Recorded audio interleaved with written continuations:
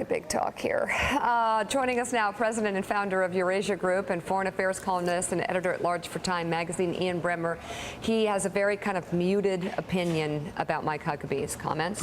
And Paris bureau chief and Middle East editor for the Daily Beat's Christopher Dickey here on the set. He's out with his latest book, Our Men in Charleston, Britain's Secret Agent in the Civil War South. We'll get to that in a bit. Thank you very much for being on this morning. Look forward to talking about the book. Joe, take it away. Christopher, could you report back to us what the French's attitude is about the Iran deal? They seem to have actually been sort of taken a tougher line than Americans are used to. What's their opinion of the final deal from what you've heard? Well, they can live with it. If they couldn't live with it, it wouldn't have gone through. I mean, one of the things I don't think people understand in the States talking about this is the extent to which Kerry and Obama had to negotiate not only with the Iranians, but with their 5 partners in the negotiations. And the French were the bad cops in this, in the sense that they were taking the toughest line publicly. But of course, the Russians and the Chinese were not exactly friendly all the way down the line. So I think that essentially the French have gotten on board.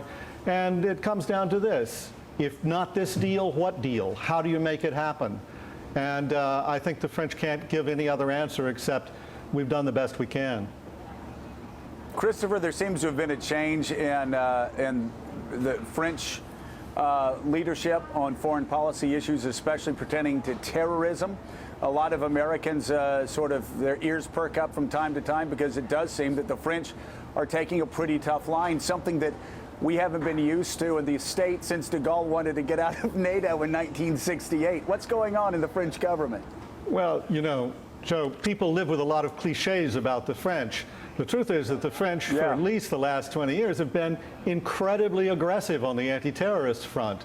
You know, there's been a lot of terrorism in France. I've been there a long time. In the 1990s, there were bombs going off on the Champs-Élysées. There were bombs going off in the metro. The French didn't sit back and just take that. They moved very, very aggressively in terms of their intelligence operations in the country and outside the country.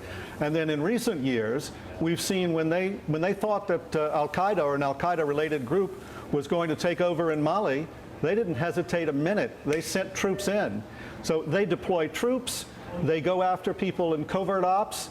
They use very extensive intelligence, and they are not people you want to mess with. And I think that they've been very tough. Okay, so now Mike Huckabee made some comments about the deal, comparing it to the Holocaust. They are shockingly callous comments, which he should apologize for, but there's literally no apology for them, I don't think. But the president has now responded to those comments. Let's take a look. The particular comments of Mr. Huckabee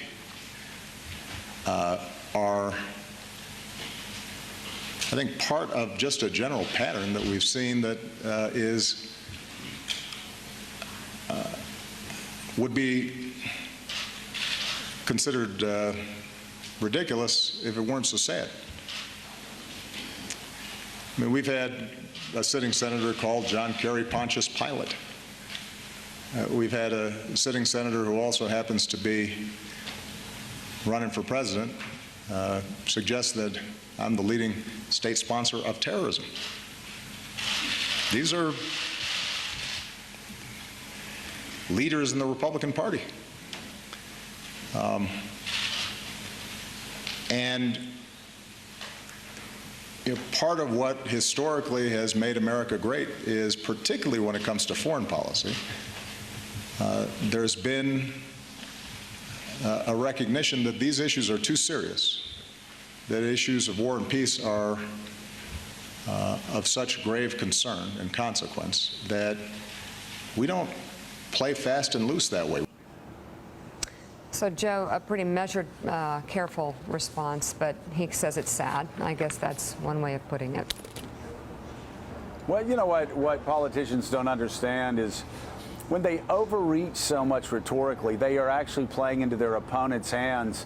All Mike Huckabee or somebody that's calling Barack Obama Pontius Pilate or John Kerry Pontius Pilate is doing is helping Barack Obama and John Kerry look like the statesman in the room. And in this case, he just played into the president's hand. There are a lot of, Ian Bremmer, a lot of legitimate reasons for being concerned about this deal. As Tom Friedman said, just because you oppose this deal doesn't mean that you're Dr. Strangelove.